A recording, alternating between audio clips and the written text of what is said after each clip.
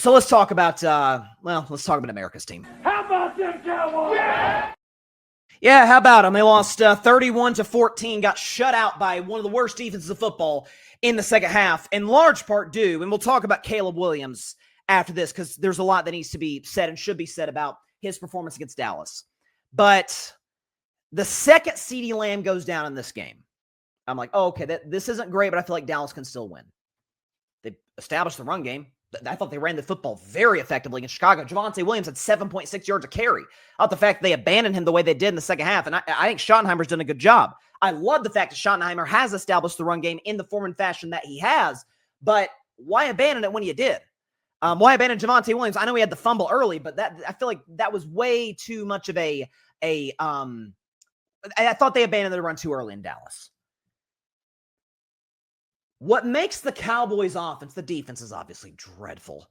What makes the Cowboys offense so, lethal and dangerous? Like, we know who Dak is, and Dak didn't have his best game. The two picks were a bit overblown. The first one was off the hands of George Pickens, who we will touch on in this segment, obviously. And the second one was kind of, it's 4th down and goal, 5 minutes left. Dak's just trying to make something happen, and it gets picked. Like, what are you going to do? But when CD goes out, if you notice, you look at the Cowboys box score, and even watching the game, it's like, okay, this is very apparent. Dak only trusts Jake Ferguson out if CD's gone. And it's reflected in the stat sheet. Ferguson had 13 catches for 82 yards, and a lot of it was just dink and dunk. Do I trust that matchup with Pickens? They're doubling him. Pickens can't separate on a double team. Okay, let's go to Ferguson here. Let's just keep this drive rolling. And Dallas wasn't able to cash the red zone. You get the pick off of Pickens' hands. You have the interception in the end zone. Like, all of those things came back to hurt the Dallas Cowboys. You had the fumble early. Those 3 plays kind of hurt them in the long run and killed any chance they had of coming back and winning that game. I want to talk about George Pickens, though, because, Cowboys fans, of which, by the way, there was a time in my boyhood in which I was a Cowboys fan. A long time ago, but I was. And so I have many friends to this day that are diehard Cowboys fans. And over the last, when did the trade happen? April, May? Oh, since the spring. From that time on, Cowboys fans have said, I know it didn't work with George Pickens in Pittsburgh, but it's going to be different in Dallas because he's got a better quarterback and Dak. I'm sure the culture in Dallas is more stable than Pittsburgh. And he's the number 2 with CeeDee Lamb, and it's going to work swimmingly. He's in a contract here. He'll be on his best behavior. And, of course, when it's all said and done, here was George Pickens on the sidelines, sulking, pouting, towel over his head, dropped a pass that led to an interception off of Dak Prescott. Is that when you need this guy to show the undeniable talent he brings to the table? I've said catch radius might be the best in football. Honest to God. Like, if you look at some of those highlights in Steelers training camp back in the day, which I would watch over and over, like, oh my God, this kid's insane. I remember watching him pregame warmups. This is 2019. This is years ago. Going to a Vols Georgia Bulldogs game, and watching this kid in warmups, I'm like, oh my God, he's gonna have 1,500 yards a season. Like, this guy's insane. It's always been the temperament. It's always been this. Is if stuff isn't going his way, he loses it. People get on Caleb Williams, and by the way, understandably so, and we'll talk about Caleb in a second, for his temperament and he doesn't move on from bad plays, which I will be harder on quarterbacks for not doing that, because quarterbacks, they have to move on quickly. They have to have amnesia. But receivers kind of do to a degree as well. And if you heard defensive players around the NFL be like, we knew when the Steelers were running the football because of George Pickens' body language. Because he knew, I'm not getting the football. I'm going to have to block. Hell with it. The run play will be what the run play will be. He would tip off the defense just with his body language to know Pittsburgh's running the ball here. It's going to Jalen Warner at the time, Najee Harris. By the way, prayers for Najee Harris for a quick recovery after that injury yesterday. Is that folks, there's certain people, it does not matter the situation that they're in.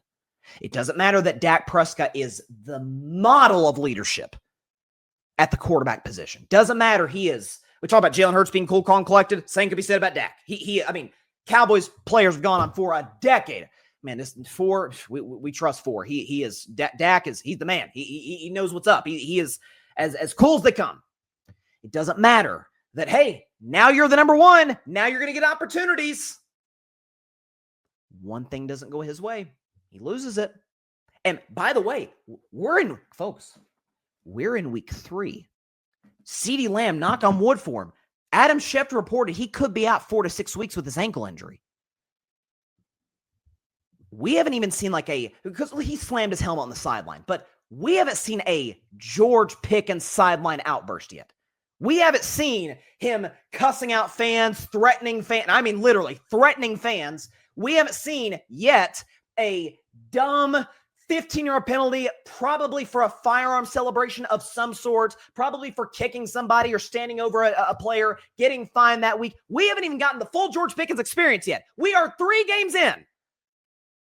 CeeDee Lamb is out for 3 quarters, and he's already losing it. This is why I said, if Pickens is your number 2, if Lamb is healthy, and Lamb is one of the 5 best receivers in the sport, if CeeDee Lamb's in the lineup, Pickens is your 2. He gets that one-on-one coverage, Dak will find him. Dak will be in good communication with him. They'll have a good rapport with Pickens.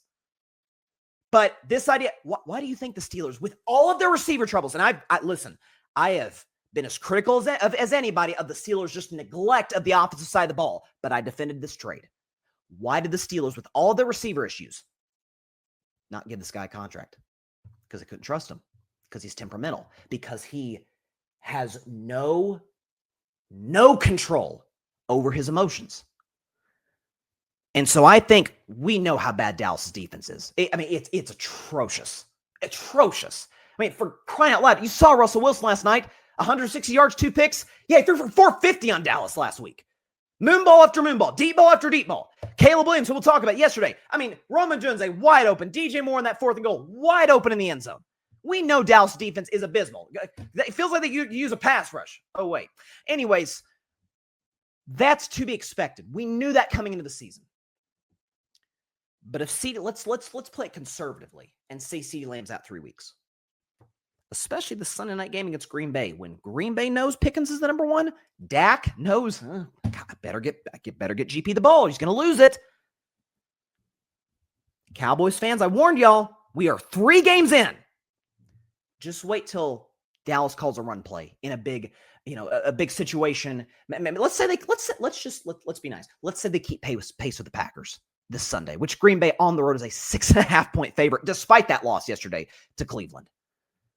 Let's say they keep pace. Let's say Dallas wants to establish a bit of a run, get the offense in a rhythm, then let Dak do his magic.